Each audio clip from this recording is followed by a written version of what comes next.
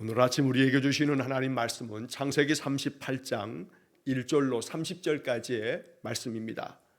창세기 38장 1절로 30절까지의 말씀을 세번역 성경으로 봉독합니다.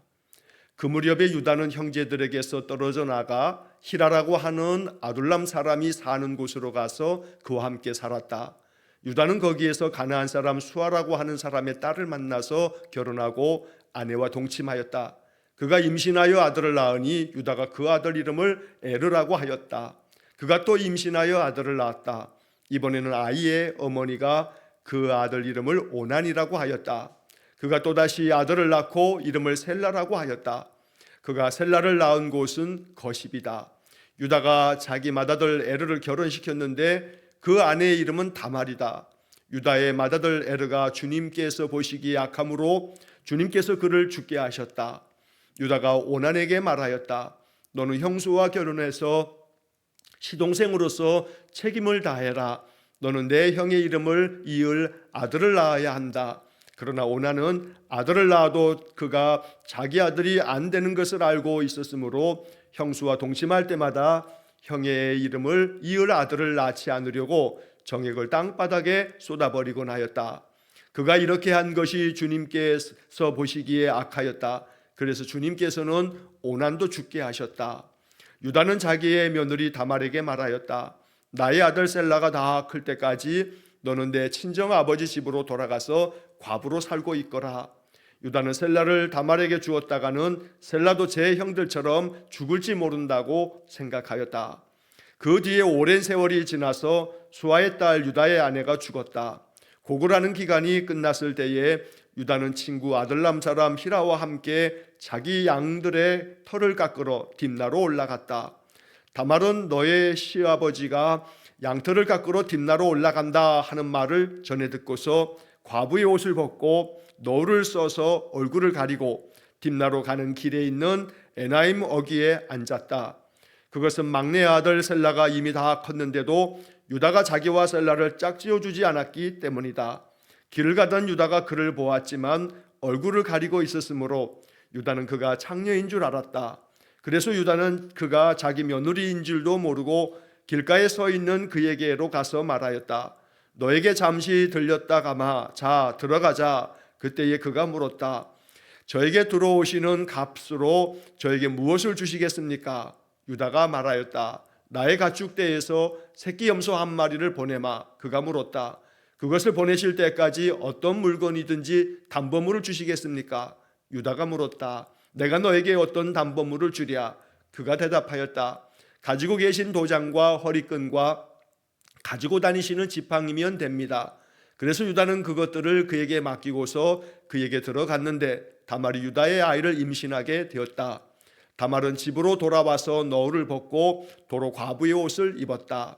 한편 유다는 자기 친구 아들람 사람 편에 새끼 염소 한 마리를 보내고 그 여인에게서 담보물을 찾아오게 하였으나 그 친구가 그 여인을 찾지 못하였다. 그 친구는 거기에 사는 사람들에게 에나임으로 가는 길가에 서 있던 창녀가 어디에 있느냐고 물었다. 그러나 그들의 말이 거기에는 창녀는 없다고 하였다. 그는 유다에게 돌아가서 말하였다. 그 여인을 찾지 못하였네. 그보다도 거기에 사는 사람들이 그러는데 거기에는 창녀가 없다고 하네. 유다가 말하였다. 가질 테면 가지라지. 잘못하다가는 창피만 당하겠네. 어찌하였든지 나는 새끼 염소 한 마리를 보냈는데 다만 자네가 그 여인을 찾지 못한 것뿐일세. 석 달쯤 지난 다음에 유다는 자기의 며느리 다말이 창녀짓을 하여 임신까지 했다는 소문을 들었다. 유다가 명하였다. 그를 끌어내서 화형에 처하여라. 그는 끌려 나오면서 시아버지에게 전가를 보냈다. 저는 이 물건 임자의 아이를 배웠습니다 하고 말하였다. 다말은 또 말을 계속하였다. 잘 살펴보십시오. 이 도장과 이 허리끈과 이 지팡이가 누구의 것입니까? 유다는 그 물건들을 알아보았다. 그 아이가 나보다 옳다. 나의 아들 셀라를 그 아이와 결혼시켰어야 했는데 하고 말하였다. 유다는 그 뒤로 다시는 그를 가까이 하지 않았다. 다말이 몸을 풀 때가 되었는데 태 안에는 쌍둥이가 들어있었다.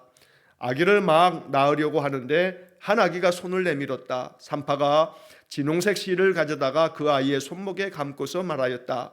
이 아이가 먼저 나온 녀석이다. 그러나 그 아이는 손을 안으로 다시 끌어들였다. 그런 다음에 그의 아우가 먼저 나왔다.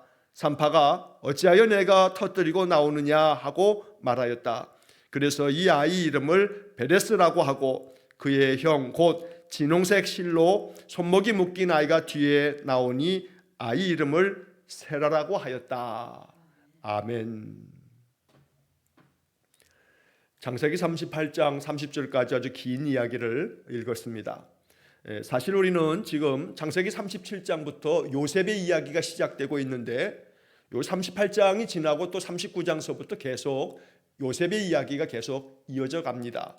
어찌 보면 이 38장의 이야기는 이 요셉의 이야기 중간에 삽입되어져 있는 그런 이야기이기도 합니다. 우리가 어제 그제 37장의 이야기를 보면서 요셉이 형들의 그 시기와 미움을 받아서 결국 형들에 의해서 팔려감으로 이제 애굽 땅까지 팔려가고 애굽의 왕의 경호대장이었던 보디발의 집에까지 팔렸다라고 하는 이야기를 어제 읽었습니다. 야곱의 가족 안에, 야곱의 그 자식들 간에 이렇게 그 아버지의 편애로 말미암아 야곱이 요셉만을 더 편애하고 아름다운 옷, 채색 옷을 지어 입히면서 또 이 요셉도 꿈을 꾸기만 하면 형들에게 자랑하듯 이야기하기도 하고 형들이 뭔가를 잘못하면 그 형들을 아버지에게 또 이렇게 고자질하기도 하고 이렇게 이 야곱의 집이라고 하는 것이 굉장히 은혜롭고 또 사랑 가득한 우애가 넘치는 그런 집은 아니었다는 것을 보여주고 있습니다. 더더군다나 이 야곱의 이 가족이 얼마나 이렇게 무너져 내리고 있는가, 이 야곱의 가정이 믿음 안에서 단단히 서야 됨에도 불구하고 그렇지 못한 연약한 모습을 보여주는 것 중에 오늘 이 38장의 이야기는 또 사실은 아주 아픈 이야기입니다. 이 야곱의 아들들 중에 넷째 아들이었던 유다가 범한 하나님 앞에서의 그 죄된 모습을 오늘 성경은 이야기하고 있습니다. 그래서 믿음의 가정으로 아브라함과 이삭을 이어서 이제 야곱 3대에 걸친 이 믿음의 가정, 야곱은 특별히 우리가 지금까지 쭉 살펴본 것처럼 베델에서 하나님을 만나고 하나님의 그 약속의 말씀들이 성취되어지고 20년 그 고난의 세월들 참 많은 역경의 시간들을 보내면서 이 야곱은 바로 야복강에서 하나님의 음성을 들으면서 이스라엘이라고 하는 새 이름을 얻기도 한 그런 영적인 사람이었습니다.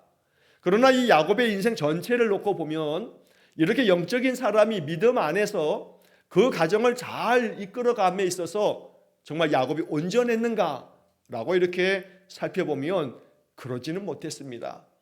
특별히 이 야곱이 그 여러 12명의 아들들, 이 자식들을 키워감에 있어서 이 야곱의 가정이 어떻게 그들이 이 가나안 땅에서 이렇게 무너져 내리는가, 또 많은 상처와 아픔들을 겪는가 라고 하는 이야기들을 이 창세기 성경은 고스란히 그 이야기를 적어놓고 있다는 겁니다. 부끄러운 이야기라든가 죄된 이야기라든가 밝히고 싶지 않은 수치스러운 이야기를 기록하지 않으면 그만일 텐데 성경은 그런 목적으로 쓰여져 있지 않습니다. 아름다운 이야기, 좋은 이야기, 신앙이 굉장히 좋았던 그 시절의 이야기, 그것만 기록하는 것이 창세기가 아니라는 겁니다. 인간의 민낯을 그대로 고스란히 드러내면서 이것이 인간의 모습이라고, 하나님을 섬기며 하나님 앞에서 믿음으로 많은 영적 경험을 가지고 있었던 사람이라 할지라도 그 가정이 이렇게 매우 인간적인 허물을 가지고 있는 그런 모습들을 그대로 밝힘으로써 어찌 보면 이것이 우리에게 더러는 한편에서는 위로가 되기도 합니다. 왜냐하면 아브라함과 이삭과 야곱과 그 야곱의 뒤를 이어서 12아들 중에서 가장 중요한 예수님의 족보에 오르게 되는 그 12아들 중에 하나는 유다입니다. 그러니까 앞에 그 형들 루벤이나 시므온이나 레위가 있지만 3명의 형을 제끼고 예수님의 족보에 대를 잇는 장자의 역할을 감당하는 것이 넷째 아들이었던 유다였던 겁니다. 그런데 오늘 이 38장의 이야기는 이 유다가 자기 며느리 다말과 근친상간을 하게 되고 그 며느리를 통해서 아들을, 쌍둥이 아들을 낳게 되면서 그 쌍둥이 아들 중에 첫째로 태어난 베레스를 통해서 예수님의 그 족보까지 이어지는 그런 이야기를 적고 있다는 겁니다. 그래서 이 창세기 38장은 유대인들에게 있어서는 자신들의 그 조상들의 역사 가운데서는 아주 매우 수치스럽고 불명예스러운 아주 부도덕한 그러한 죄악된 모습을 적고 있는 것이지만, 이러한 인간들의 허물과 죄에도 불구하고 하나님의 구원의 역사는 그렇게 허물 많은 인생을 통해서도 하나님이 그들을 택하시고 그들에게 자비를 베푸시는 이야기들을 적고 있다는 겁니다. 자, 오늘 이 이야기는 거의 거슬러 올라가면 예수님께서 2000년 전에 오셨고 예수님의 그 조상 아브라함의 그 가정의 일대기에서 이 야곱의 시대는 거의 한 1900에서 또 혹은 1700여 년 BC로 올라갑니다. 그러니까 지금으로부터 거슬러 올라가면 적어도 한 3800년 전의 이야기인 겁니다. 고대 세계의 이야기다라고 하는 점을 기본적으로 우리가 이해한다면 여기에 나오는 여러 사건들을 현대의 시각으로 읽으시면 안 됩니다. 오늘날 우리가 가지고 있는 문화라든가 오늘날 우리가 생각하는 어떤 가정 또 어떤 윤리 이런 관점으로 이 이야기를 보면 오해하기 십상입니다. 그러니까 이 이야기의 배경이 3800여 년 전의 이야기다라고 생각하면서 여기에 담겨져 있는 그 시대의 문화라든가 어떤 그런 결혼의 방법이라든가 이런 것들을 우리가 이해할 필요가 있겠습니다. 자, 본문의 이야기를 우리가 먼저 좀 살펴보게 되면, 자, 1절 말씀에 그 무렵에 유다는 형제들에게서 떨어져 나가 히라라고 하는 아둘람 사람이 사는 곳으로 가서 그와 함께 살았다. 여기 그 무렵이라고 하는 것은 앞에 37장에서 형제들이 그 동생 요셉, 배다른 형제이기도 했던 동생 요셉을 팔아버렸습니다. 원래는 빈 우물가에 던져놓고서 그냥 그렇게 죽을 수도 있었는데 이 유다가 그래도 살려두고 죽이지는 말자 하면서 그를 저 상인들에게 팔자 해서 요셉을 팔아버리고 말았습니다. 자, 그 무렵이라고 하는 이 이야기는 바로 그 시점에 이 유다의 마음 가운데 아마도 많은 마음 가운데 여러 이 죄책감을 포함해서 많은 감정이 들었을지 모릅니다. 그래서 형제들에게서 떨어져 나갔다라고 하는 이야기는 그 형제들이 자기 동생 요셉을 이렇게 팔아넘기는 이런 것들을 행하고 그리고 아버지에게는 가서 들짐승의 피를 그 요셉의 옷에다가 묻힌 다음에 아버지를 속이고 이런 일련의 과정을 겪으면서 이 유다의 마음속에는 여러 가지 마음에 많은 감정들이 들었는지 형제들 떠나가게 됩니다. 그러나 성경학자들은 여기서 떨어져 나가라고 하는 이 이야기가 유다의 영적 상태를 말하는 것이다 라고 이렇게 학자들은 보기도 합니다. 이 형제들이 올바른 형제들은 아닙니다. 동생을 팔아넘긴 그런 자들입니다. 그러나 그런 가운데에도 이 가나안 땅, 하나님이 약속한 땅에서 아버지의 가정 안에서 이들이 이렇게 머물러 있어야 되는데 유다는 형제들을 떨어져 나갔다. 결국 이 떨어져 나간 것은 그 형제들 곁을 가정을 떠나서 다른 곳으로 갔다라고 하는 그런 장소의 이전을 얘기하는 것이 아니라 유다가 점점 하나님에게서 멀어져 갔다라고 하는 것을 암시하는 거다라고 이렇게 보는 것입니다. 자, 그래서 이 유다는 2절 말씀에 보면 이렇게 히라라고 하는 사람이 사는 이 가나안 사람들이 사는 곳으로 가서 그들과 함께 살면서 거기서 가나안 사람 수아라고 하는 사람의 딸을 만나서 결혼을 합니다.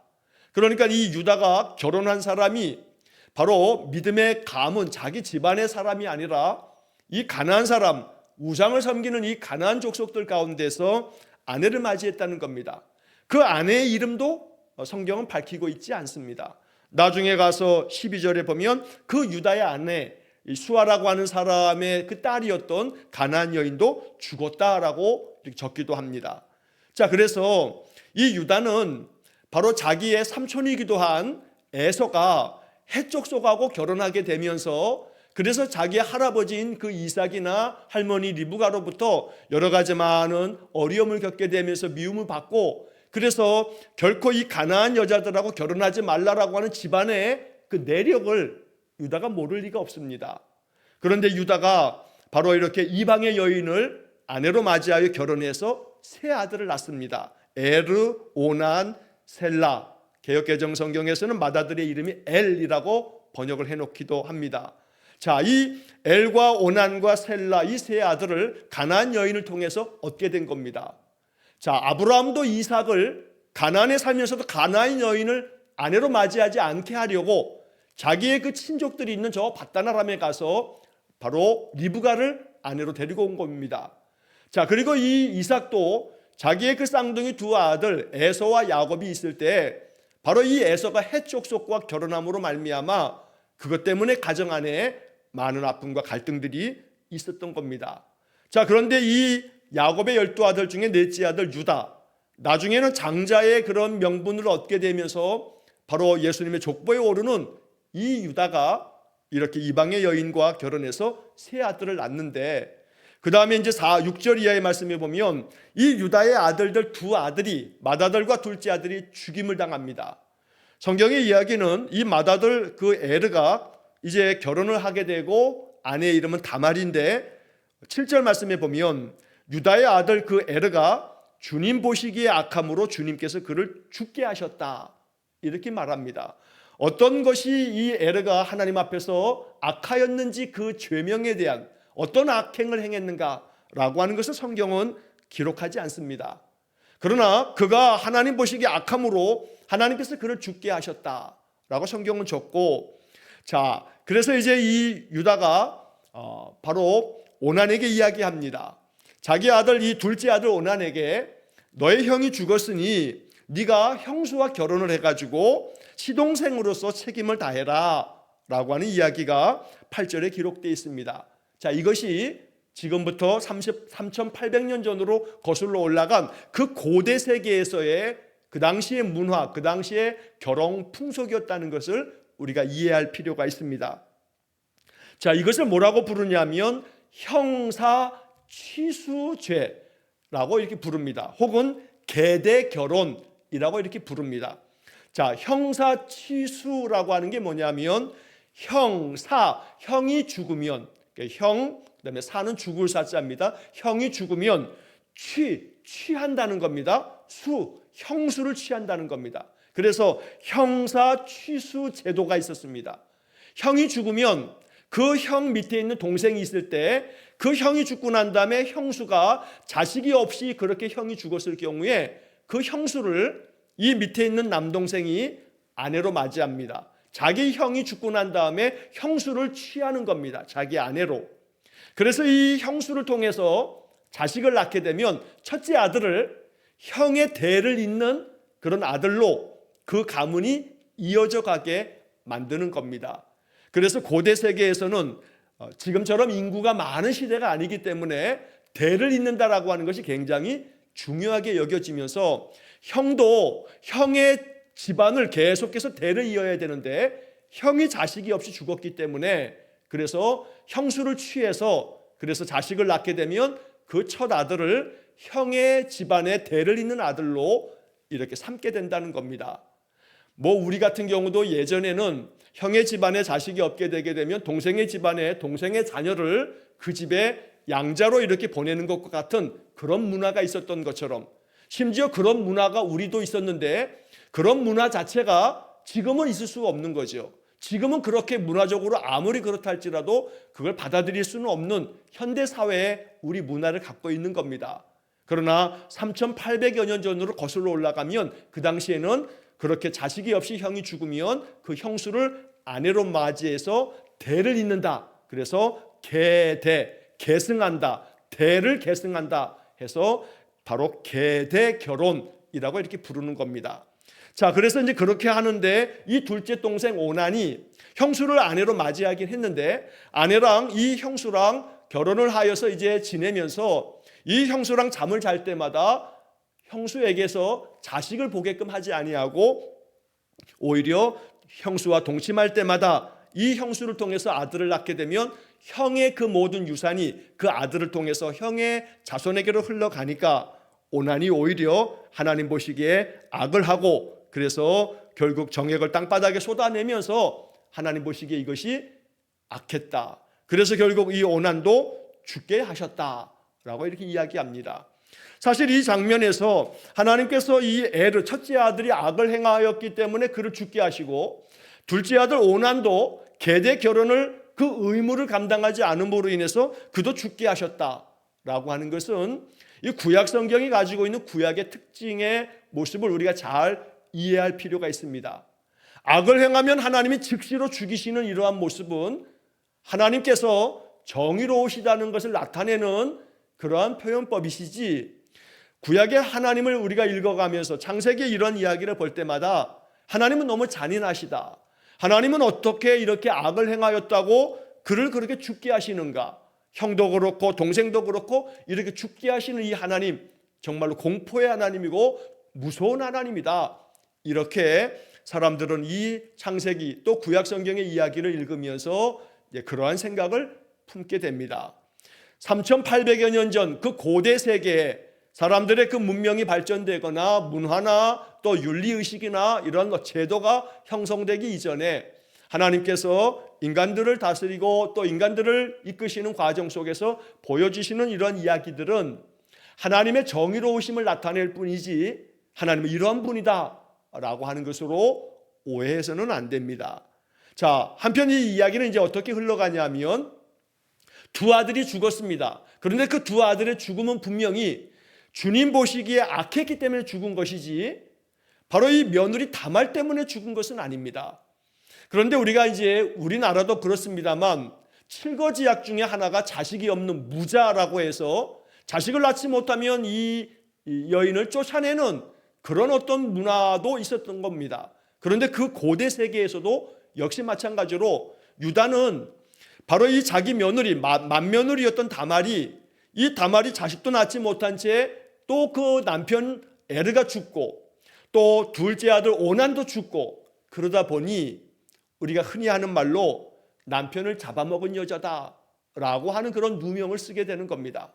그래서 이 유다는 이렇게 자기의 두 아들, 첫째 아들, 둘째 아들이 죽고 난 다음에 이 다말이 만약에 그 계대 결혼을 해가지고 마지막 셋째 아들 셀라까지 다말에게 결혼을 시켜주면 어쩌면 이 마지막 셋째 아들 셀라까지도 죽을지 모른다라고 하는 생각에 이 다말을 친정으로 보냅니다. 그래서 너가 친정에 가서 과부로 살고 있어라. 나중에 이 셀라가 아직 어리니 셀라가 크면 그러면 계대 결혼을 시켜주겠다라고 핑계를 댑니다. 하지만 이 모든 것에 대한 책임이 마치 다말에게 있는 것처럼 그렇게 해서 다말을 친정으로 보내버리게 됩니다. 자, 그리고 난 다음 12절 이하에 보게 되면 유다의 아내도 죽고 오랜 세월이 지났습니다. 그러나 이 셋째 아들 셀라가 장성했음에도 불구하고 이 다말에게 계대 결혼을 시켜야 되는데도 불구하고 유다는 그렇게 하지 않았던 겁니다.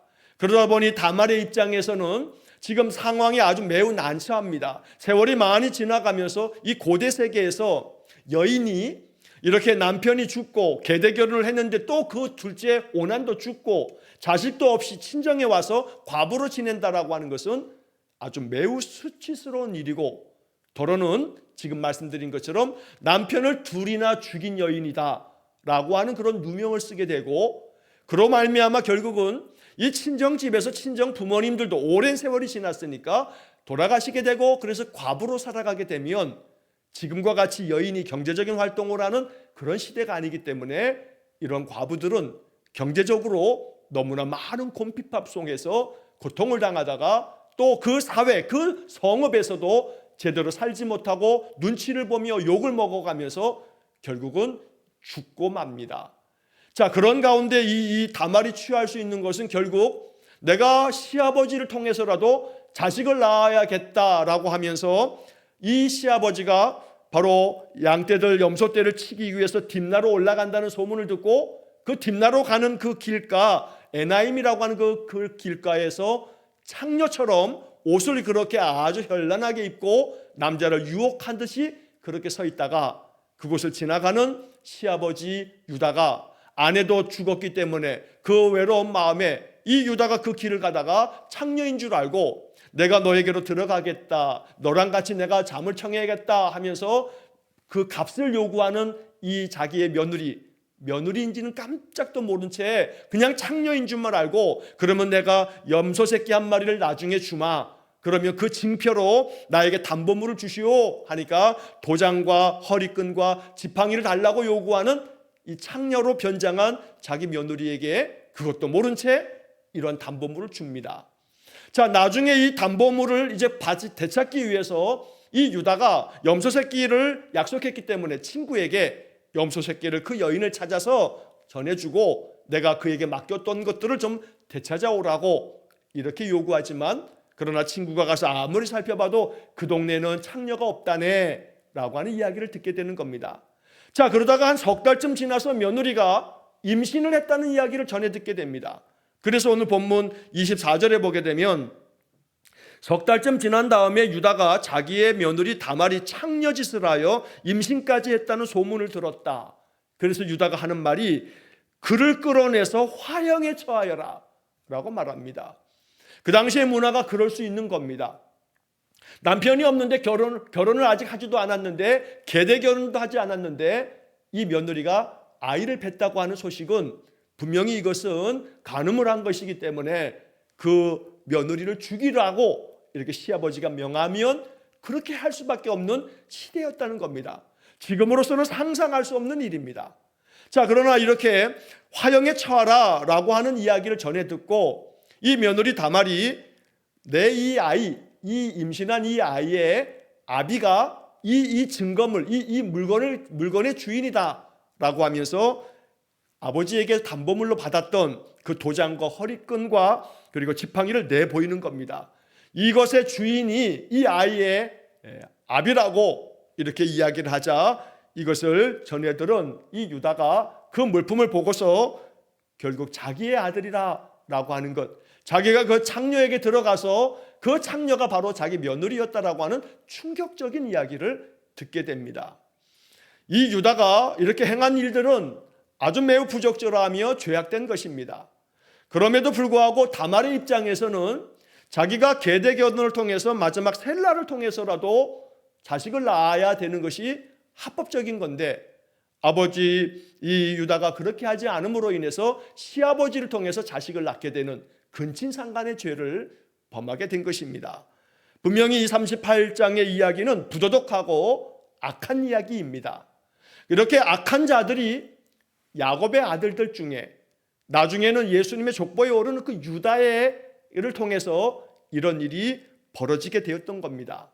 한편 26절의 말씀에 보면 유다가 이런 이야기를 전하여 듣고 난 다음에 말하기를 그 아이가 나보다 옳다. 나의 아들 셀라를 그 아이와 결혼시켰어야 했는데 라고 말한 다음 그 다음부터는 그 며느리 다말과 가까이 하지 않았다 라고 이렇게 말합니다.